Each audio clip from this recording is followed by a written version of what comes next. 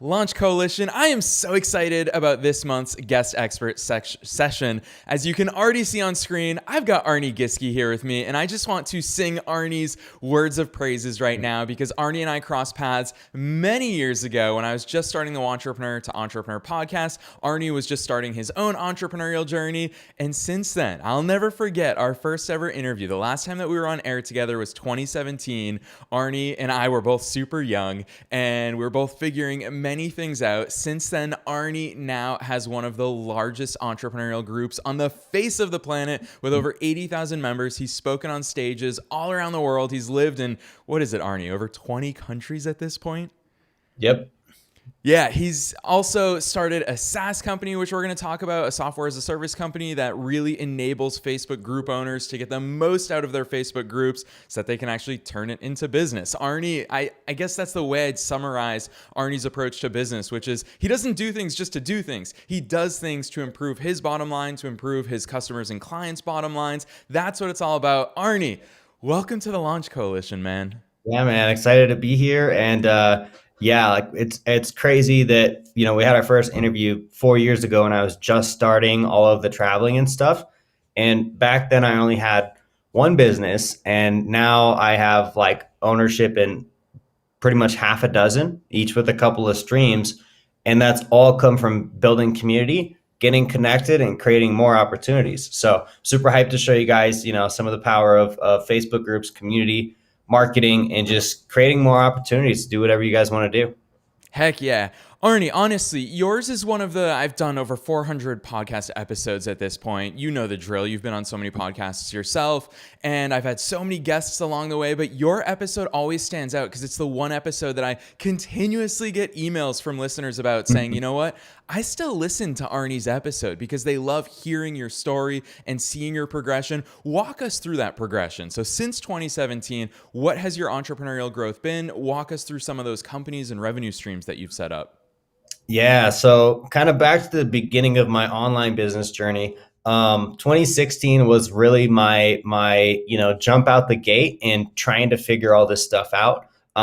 And just soaking up as much knowledge as I could, taking all the courses, soaking up all the Facebook groups, all the information that was out there about online business, seeing kind of the different opportunities that were out there. So I started out by running an agency where I was more of a broker of services. So I had a few different contractors that I worked with, and I would go out and I would find clients for them. I would put together deals, and I make a cut. And that's kind of how I got my start, because I didn't know how to, do social media marketing or build an app or any of the stuff that I was selling to the clients. But I had people in my corner that could. Pro tip number one, leverage. You don't need to do everything yourself. And I did that for a while, but I was really just such a newbie in agency and newbie in online business. That was like the year that I got my teeth kicked in many ways, but also formed the foundation for what I was about to do next. So as I kept learning and growing, I figured out a whole lot more about copywriting, direct response, funnel building, advertising, all these different things, and started actually offering that as a service that I was doing myself. That's what brought me up to kind of that next level. And I had always wanted to have some kind of a business where I could travel and have more freedom. And when I finally got that consistent enough and going strong enough, I was like, I'm going to do it. And I didn't have all that much money in the bank, but I was making more consistent money. And I said, I'm going to book a one-way ticket to Medellin, Colombia. And I did that. I had $800 left in the bank after my flight, after my Airbnb and all that. And I said, this is, sink or swim moment. If I sink, I'm probably going to have to call my parents for flight money to come back home and get some crappy job. Or if I swim and I make it happen, then this is going to completely open up a whole new world for me. And within 3 months of making that switch and jumping over to Medellin, Colombia, doing the whole digital nomad thing, I was up to 5-figure months. And obviously that opened up the whole entire world. And that's what I did. I started pursuing even more opportunities. And as I was building out my online communities, people were asking me more about that because I was using them to help kind of grow my personal brand, grow some of what I was doing with the agency and the services. But more and more people started asking me, how can I grow a group for my brand?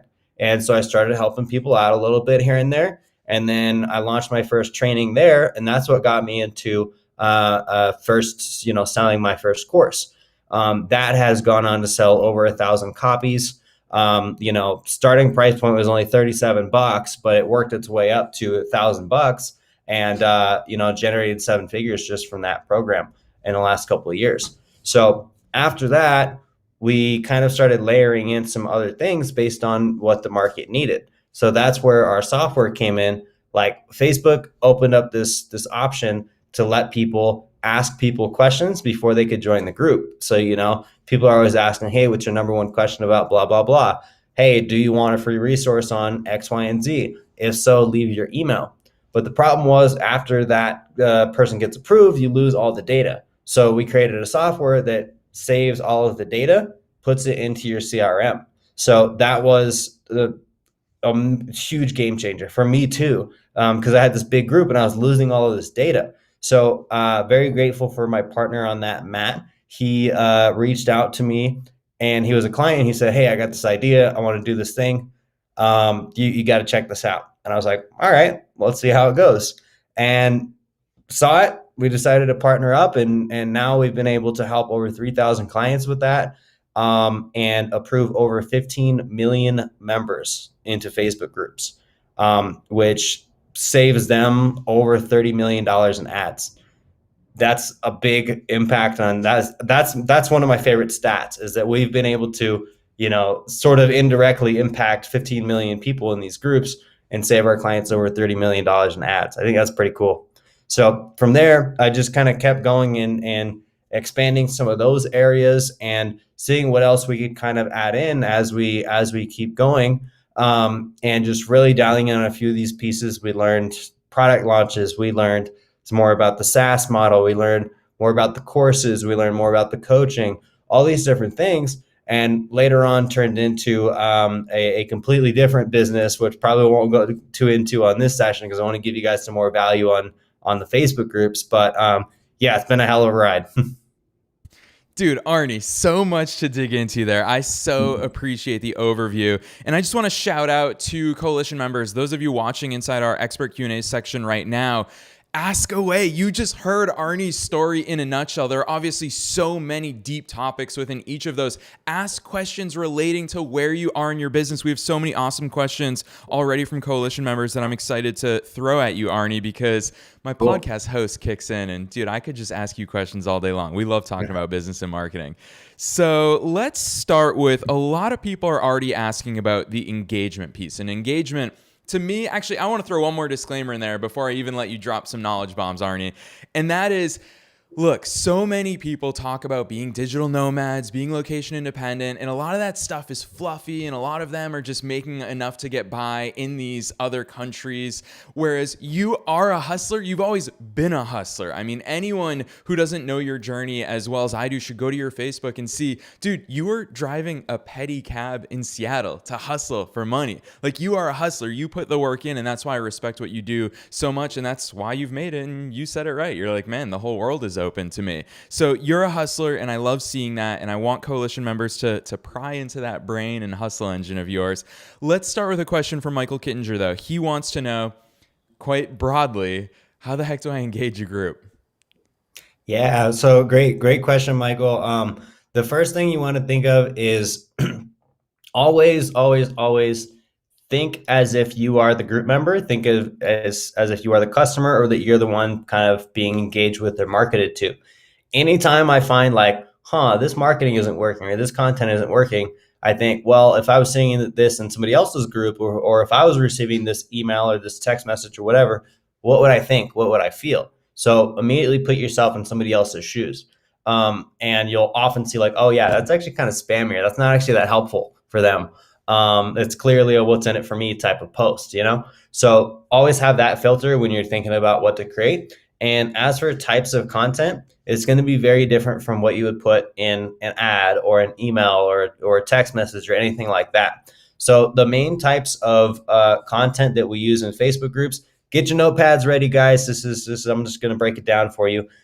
Number one is going to be questions. So super simple. It'll take you less than 15 minutes to come up with 15 questions, right? You can just think, okay, what does my audience want to talk about? Hey, how many Facebook groups do you have? Hey, what's your biggest challenge in growing your group? Hey, how many group members do you have? Hey, what's your favorite Facebook group? There's 4 in like 12 seconds, you know? So if you can take 15 minutes, write up 15 questions, schedule that out every other day. Bam, you got a whole month worth of question content right there. Second is we're going to want to get into some of the memes. So you got to remember, people are not on Facebook to learn. They're not. They're there to be entertained. They're there to kill time. They're there when they are sitting on the couch, when they have an extra minute in line at the grocery store, when they're bored, you know? So we don't want to just give them content that's stuff that they can Google, you know? We want to have fun content for social media. So definitely make memes that are on topic. If you go to imgflip.com, it's a free meme maker website, and it gives you all the templates. It gives you a little editor, and you can just think of like, oh, okay, that would be a good one for what I'm up to, or I can promote my upcoming webinar with that meme, you know, things like that. So we try and do a couple of those every week as well. And then over time, you'll start to see which ones are, you know, get a ton of engagement. That also helps boost up your group and your algorithm, so more people see your other posts. All right. So keep it funny. Next is going to be your value in your stories. So this is where you really get to build some more of that better connection with your audience and the authority. And stories are what's going to separate you from every other average Joe in your industry, because a lot of people are offering the same thing. They're using the same messaging. They're using the same marketing methods, but your story is your own and it's very unique, you know? So you have to lean on that and tell more stories. That's often the biggest mistake I see when I'm reviewing people's groups. Like, I know people that are super smart, been through some crazy stuff, have incredible experiences, but their group is just focused on questions or lead generation or this or that, but there's no substance in terms of their story. So it makes it kind of dry. You want to have it really well-rounded. Also, the value posts, don't be afraid to give away too much value. People say, like, you know, what's the line between giving too much away and charging for it? Like, I always say, well, if you're really an expert, you know, there's always more to talk about. So you shouldn't be worried about, you know, is somebody going to just take what's in the group and then go get some results with it? A lot of them are. That's totally normal. But what you're going to miss out on is if you don't give them enough value, they're not going to trust you enough to want to buy your stuff. That makes sense? So always give more than you think you should. When you're like, I should really be charging for this, that's how you know it's going to be some good content for them, right? Next up, we want to get into the social proof. So this is one of the biggest differentiators between a growing and engaged group and a growing and engaged group that gets you paid. All right. Social proof is what makes people really think, okay, maybe I should work with this person. Maybe he's, you know, really out there getting people results.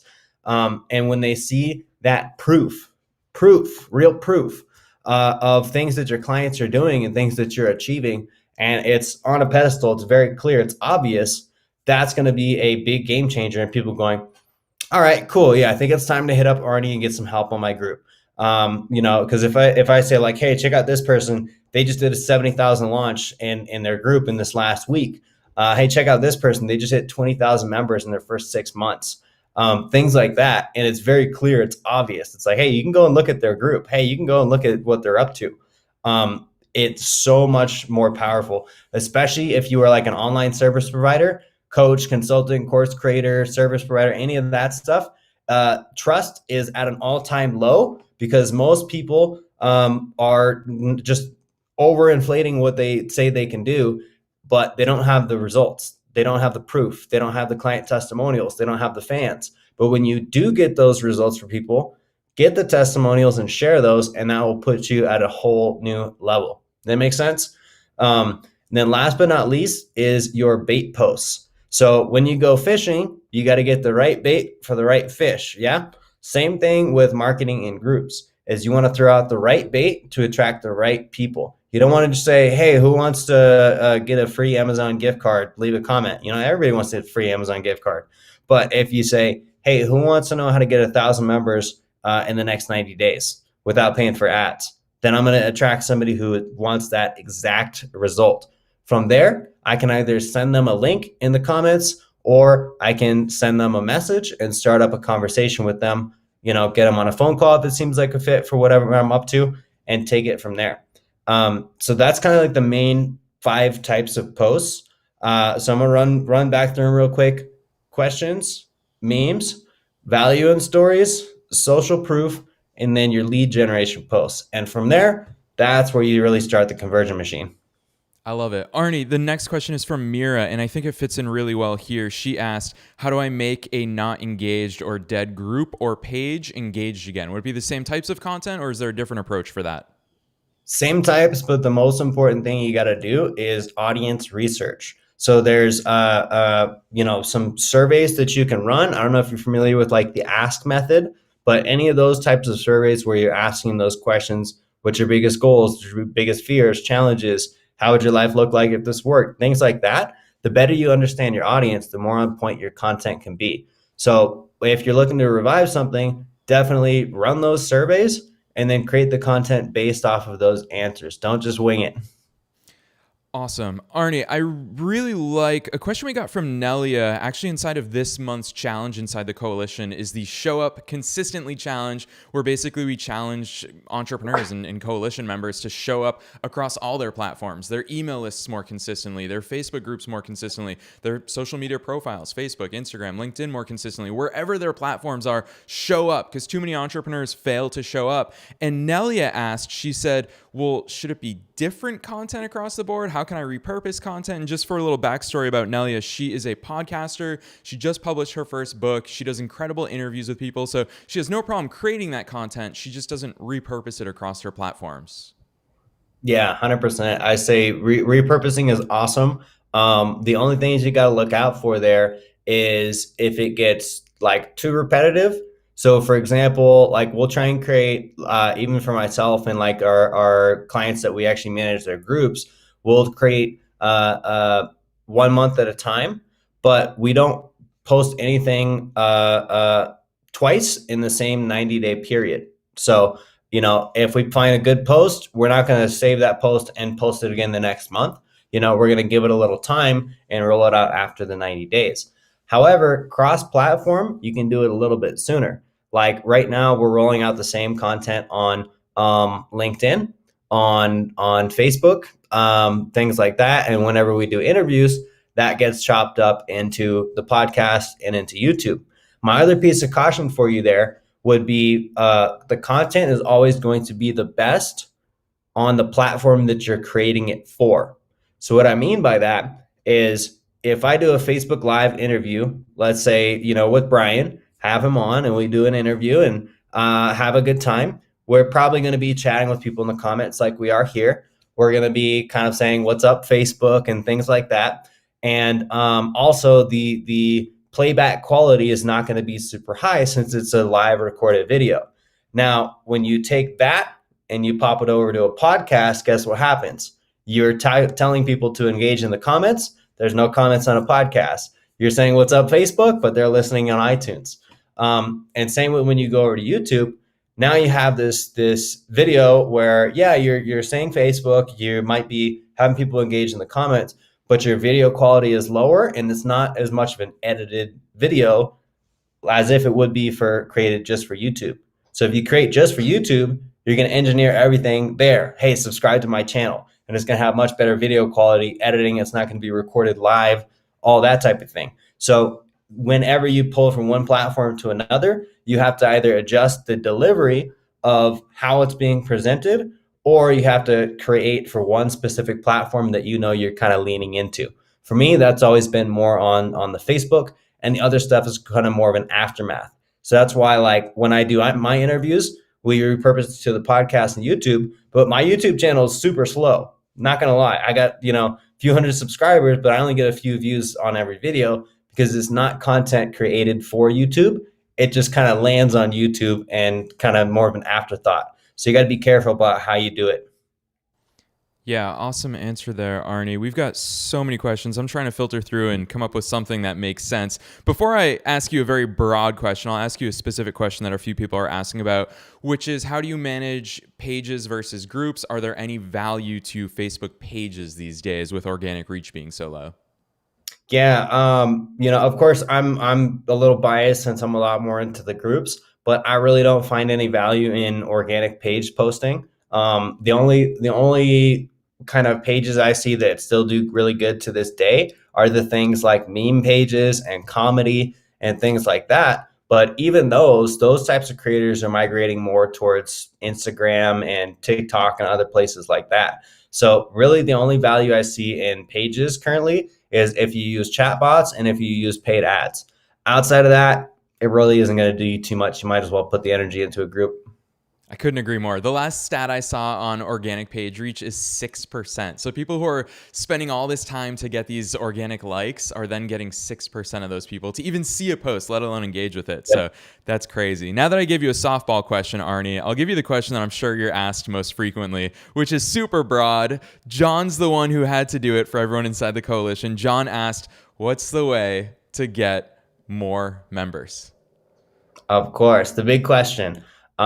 So first up, you want to think of uh, before you go out and get more members, you want to know exactly who you want to get, and you got to get your group name on point. Because like if I went out and I named my group Arnie's Awesome Hangout Club, people scrolling across Facebook and seeing that would be like, I don't know who Arnie is, I don't know what this club is, and I don't want to join.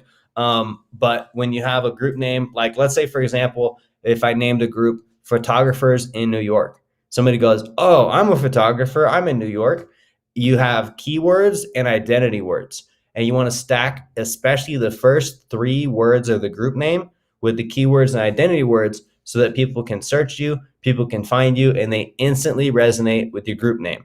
Don't make it your brand name at the beginning, right? Because if I just said, group funnels, and then that was the only group name, people wouldn't know. The group name is more about helping people discover you than it is about branding you. If that makes sense. So up next, when it comes to growth, we want to look at what we call the group growth spider web. You're going to have places all over your online presence, right? Your LinkedIn, your other social channels, your email list, all these different places. And if you aren't linking back to your group or linking back to like a main lead magnet or something like that, then you lose all those people that are kind of browsing. But the more places you have in your ecosystem that point back to your group, guess what? The more it's going to grow. So the first step is really redesigning some more of your links on your other profiles to go back over to your Facebook group. That's going to help you a ton in the growth part. Another thing is as people join, that's where you need to make sure you're grabbing those welcome questions and those emails so you have them on your email list. You never know when Facebook could shut you down. And if you don't have a way to contact those people, you're going to be out of luck. So of course, we have our software called Group Funnels to help there, save all those answers. But really, it's about playing defense because you never know what's going to happen with Facebook. So you got to have that email list as well. Another way to do some growth is if you are more into the paid ads, sending people to a landing page and then an invite to the group. You don't want to send ads directly to the group. It's a big waste of money because you're paying for a group member.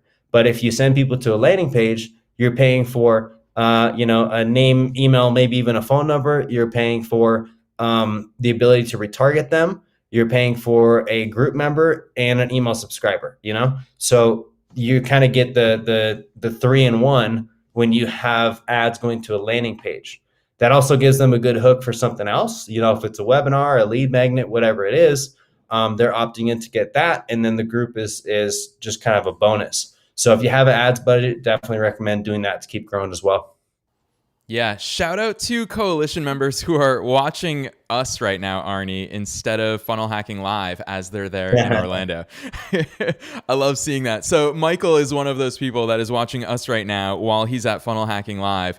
And he has a really good question. How tightly should you screen people coming into your group? And here's a little backstory for him. He says, we work with financial advisors and probably 35% of people who request to join are marketers. We've denied them all, but I'm curious on your thoughts. Yeah, totally depends on the goals of the group. Kind of like what you said there. If you're seeing a lot of marketers trying to sneak in, good, keep it tight. Other groups can be a little bit broader. Like, my bigger group with the 80,000, we let pretty much everybody in as long as they meet a few criteria. It's not profiles created in 2020 or 2021. Those are usually the most likely to be spam, fake profiles. They also have to answer the questions. But outside of that, it's not like we're reviewing every profile. However, I have another smaller group where we are a lot tighter on who comes in. We probably decline about 70%. And the funny thing there is that group of 3,500, I get more high quality clients and conversations than I do out of the one with 80,000. Because if it's too general, it just can become too general. There's a lot of power in it, but if it's totally random people, that's not going to help you. So you got to really kind of engineer the entry criteria to your goals, your business, and what you want to do with that group and with that audience. Yeah, really good answer. Michael, good question there as well. Sticking to that a similar topic as far as group goals go, what is your best way to transition to a sale from a group member being engaged? Yep. So there's kind of two layers. Like the front end is going to be any of your social media, any of your traffic type stuff. Could be an ad, could be a group, could be a Pinterest, could be Instagram, whatever it is. Think of the group the same way, where it's kind of like that front end. Somebody's just getting to know you. The next layer is the lead generation side. So that's when you are getting emails, you're starting messenger conversations, people are opting into your funnel, whatever it is to take that next step. So that's where you have to engineer what happens in the group to affect the conversion rate of what happens when they get into the sales funnel. So like I said, with the content strategy being, questions, memes, value, story, bait posts, social proof, all that. The more that they see you're legit before they ever land on a sales page or land on a phone call, the higher chance it's going to be for them to buy. The group is not a sales channel. And say that again, the group is not a sales channel. It's not even that much of a marketing channel. It's really more of a branding and community play and also lead generation. So the best way to kind of create sales from the group is to get their emails as they come in. So you can send them emails with offers and also have links in the group to your other places. So let's say, for example, if I'm curious about gardening, something super random, and I want to learn more about gardening and it's really important to me, I might go join a gardening group and then I'm probably going to go poke around the group and see, oh, cool, they have a gardening course. Oh, they got a free gardening guide, whatever it is. And I'm going to kind of stalk around the group and find what I'm looking for. So you got to leave those breadcrumb trails for those people so that they can go and find your freebies, find your offers, find where to book a call, and take those next steps.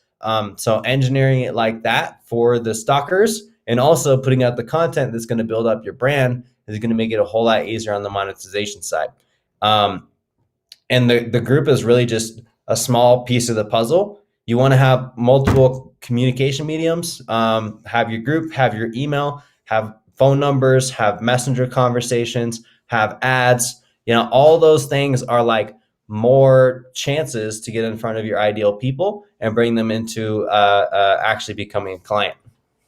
Arne, you've got the same habit that I do where we just pick random business examples. You picked gardening this time, and I was like, how deep is Arne going to go into gardening talk now? So the next thing I want to bring up, this is just me interjecting because I know a lot of people are talking about this as we're live streaming. You mentioned a bunch of different platforms. So you've already mentioned email list a few times. You've mentioned texting a few times. And to me, that's one of your big business and marketing strengths. Is actually yesterday I screenshotted it and I was going to text it to you, is that I got a Facebook message from you. And then like 5 minutes later, I got a text message from you, marketing wise, not you and I exchanging messages. And I was just thinking, man, Arnie's everywhere. And that's the gift that Arne really has. What are your personally big platforms for your own businesses? Yeah, so hands down, it's a lot of the stuff starts on Facebook. So that's where a lot of new people find me. And I'm definitely better at the organic side than paid ads. There's a lot of people that are way better at paid ads than organic. But for me personally, a lot of it starts on the organic side. So from there, I'm growing the email list with people coming in the group. And then bam, now they're in that part of the atmosphere. If they come in, let's say they buy my book, which is only $7. They're also leaving a phone number there, and we can send out a text message campaign. We can point them to the next resource, or we even drop people a voicemail after they buy the book that just says, "Hey, welcome to the book. Here's where to go find your login, your access, and if you need any more help, here's where to go." Things like that. So email and phone numbers should be an absolute priority for everyone. We've seen how many people get kicked off of Facebook ads, removed from payment processors, all this kind of, they call it, cancel culture, deplatforming, whatever you want to call it. It's happening. And if you don't have backups, you're not going to be able to contact your people. And I've seen it happen to many people. I've had my ad accounts shut down. It sucks. If that's your main way to do a business, you're in trouble. So you always got to play the defense there. And of course, the messenger. So messenger is really big. Being able to have either yourself or a team member or a virtual assistant help in messenger and text message campaigns is an absolute game changer. Like that text you got from me yesterday is because you bought my course years back, and we still have that phone number list, and we're checking in with people, seeing if they wanted some help on something. And if I didn't make the decision to grab a phone number, which I didn't on many of those, like out of our thousands of customers, I probably only have about, I don't know, 60 to 70% of them have phone numbers, because I didn't start grabbing those until a little bit later. So I'm telling you guys, grab them right now. Make it a priority. Yeah, I love that advice for sure. And especially as a customer of yours as well, I see how good you are about consistently checking in. One quick thing before we dive into, there's some freaking awesome questions coming in. Mitch, by the way, says, "This is freaking fire." Michael says, "Thank you, Arne, for all these great answers." So yeah, people are loving this so far. Arne, quick question though. You mentioned having a VA hop into your Facebook Messenger, and obviously that's different from chat bots. Are you messaging people who are signing up for your group or engaging in your group from your personal Facebook, and you're having a VA do that? Or what's your VA messaging process? Yeah, so I actually don't recommend having a VA jumping into your personal profile. That's definitely one of the things that'll get you kind of the red flag in Facebook eyes. So what we do instead is we have one of our team members, our appointment setter. He is also in the group. He sees when new members come in, and he sees if, like, let's say if somebody requested some more information or some more help on their welcome questions, he'll see who requested help, and he'll go out and he'll add them as friends, and he'll start up a conversation from there. He also manages the SMS inbox. A really good I always get asked this, so I'm just going to share it. The really good two-way texting platform is called justcall.io. Justcall.io. So some of the other ones, Twilio, it's a lot often more one way. Some of the other platforms more one way. So having a two-way, really making it conversational, is the key to having good SMS conversations with your audience. So yeah, I hope that clears that up. Yeah, awesome answer there. Just shout out to Michael Kittinger real quick, because Michael, for you as an agency owner, especially with your audience of financial advisors, what Arne just said, that's absolute gold for your business. So go back and listen to that answer and implement that. As far as the appointment setter goes, as far as the SMS two-way conversation, that's absolute gold for you agency owners out there. And I know Michael's not alone, but really good stuff for agency owners in particular. So Arne, Mitch asks, how often are you promoting offers versus just generic engagement type posts? Do you have a formula for that? Yeah, well, really the sales and marketing happens in the back end. So that's why we focus so much on getting people to other platforms. So you could be having literally hundreds of conversations with people on any given day, you or your team or whoever it is, but it's not present in the group. It could be a messenger, could be a text message, could be an email reply thread. That's where you're really able to customize those conversations a little bit more towards that person. Yeah, sometimes you're going to be posting up offers of, hey, we got this workshop coming up. Hey, we got this happening. But groups are really not the place to post your sales page and post your offer very, very infrequently. Like only if you're doing a product launch or, every now and then.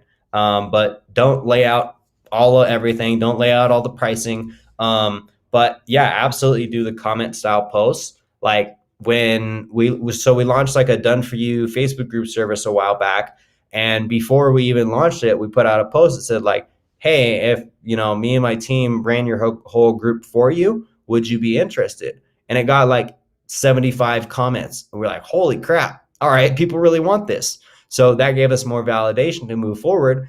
And guess what? We had 75 people to go contact just off of that post. That's how we got our first batch of clients for that service. We didn't post up the whole details of some big Facebook group service and what it all includes and what it costs and why you should get it now. All we said was, if we help run your group for you, would you be interested in that? And then we take the conversations from there to Messenger, to an application, to a contract, to get the deal done. I love that insight, Arne. Thank you for sharing that. Let's switch gears a little bit because I know you talk about groups all the time, and I'm sure you still love that stuff, but I've also loved seeing your growth, and Mitch is also cued in on that. And he said, I want to know more about your SaaS company experience. Turning your knowledge into software has always piqued my interest. I'm specifically interested in startup costs, how you went from idea to MVP to landing your first paying customers to scaling. So a lot in that question, but Arne, I know you're actively in this stuff. Take it away, man. Yeah. So in many ways, I got set up for a very easy SaaS journey compared to many people. Number one, I already had an audience of raving fans that this product was fit for. Many people don't have that. So that was one leg up I already had. That's another benefit in creating communities, is because you never know if you want to drop a software one day. Well, if you don't have an audience to drop it to, how are you going to know what they want or what's a good idea or what to pay for? So having that group to tap into for testing, market research, all that, to tell you exactly what to build, you're good to go. So the other part that I had it more simpler than most people is I partnered up with somebody who has tons of experience in working with developers and software and how to manage that whole process. I don't have experience there. I'm not a developer. I don't know any line of code outside of what they taught me in MySpace 20 years ago. I was just able to really tap into leveraging other things. So leveraging my partner's knowledge, leveraging his ability to go and hire a developer to build this stuff. And when it comes to software, there's two very, very distinct types. Number one is going to be your much more lighter build. Things like the extension we have. It's a Chrome extension called Group Funnels. Curious about it, groupfunnels.com. And basically, it does one thing, and it does one thing really well. It grabs all of those emails and entry questions from people coming in your group. It saves them, and it puts them in your CRM. That's all it does. It's not big and complicated. There's not a billion features included. So guess what that means? The development costs were very low. When you see other softwares, stuff like, let's say, a social media scheduler or a CRM platform or, any kind of big database or exchanges, all these things that are going to have a million different buttons, a million different feature requests, a million different potential changes, that's where it starts turning into a 5 and a 6 figure software budget required to do it, a long development time frame, a lot of quality assurance, R&D, feedback from users, all that kind of stuff.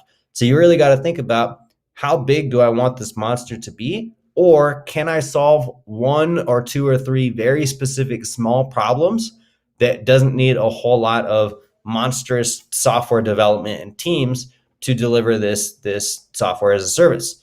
I'm, of course, definitely a fan of the more simple ones. We haven't even spent all that much in development over the last few years, and updates are very irregular. Only when Facebook decides to change up their code all of a sudden and mess with us, and then we got to update things, or if we want to add a new thing in.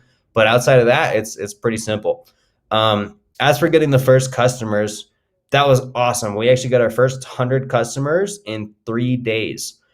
We did like a pre-sale beta, and we say, hey, $97, you can get it for lifetime. It's going to be funky. It's going to have bugs. It's just getting started. But if you want in, as early as possible. I want to offer it to my course clients first.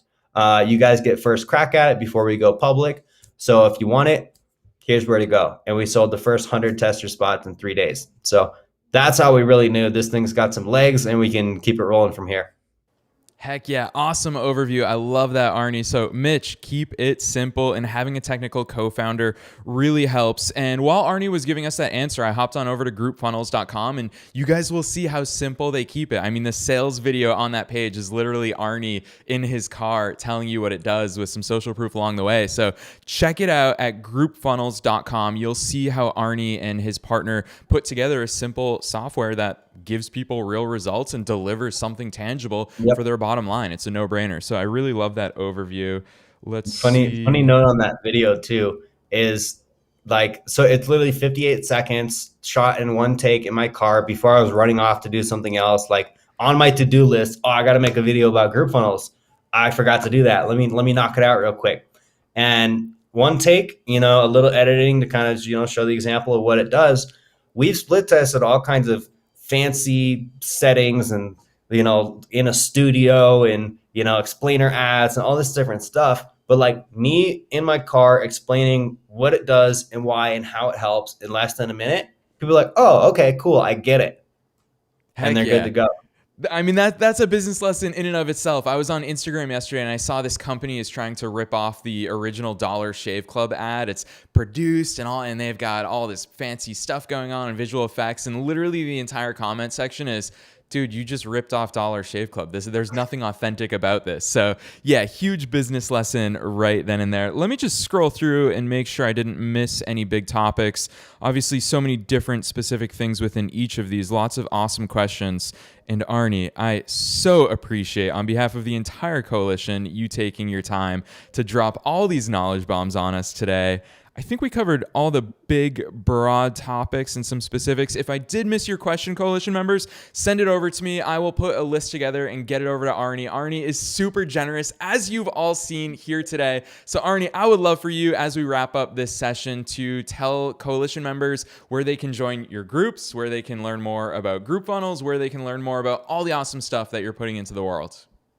Yeah, for sure. So especially if you're interested in more of the community building stuff, feel free to, first up, just connect with me on Facebook. Some of the best ways to learn is just see what I'm doing. What am I posting? What's going up in the groups? Why do you think I'm posting this versus that? What gets good engagement? What doesn't get good engagement? I'm testing out new stuff all the time. So make sure to add me on Facebook. Just search up Arne Giske, Arne, last name Giske, and I'm sure we can get a link for that out too. Also, my group is called Community and Conversions. So go ahead and hop on over there. Come join. Of course, if you're curious about the software, group funnels will definitely save you some time, get you some more leads. And at the end of the day, guys, really just lean in, take the community building stuff seriously, because it will open millions and millions of doors for you that you don't even know exist. One cool last quick story on that. That year where I first started traveling, I was really getting my group growing a lot more, and we got up to like a few thousand members. It was super engaged, and somebody found me through that group, reached out and invited me for a speaking gig. And I thought, really, that's cool, because I had never had anything happen to me like that before. I thought it was fake. He offered to fly me out to Barcelona, Spain, pay for my trip, all of that, and have me speak at this event.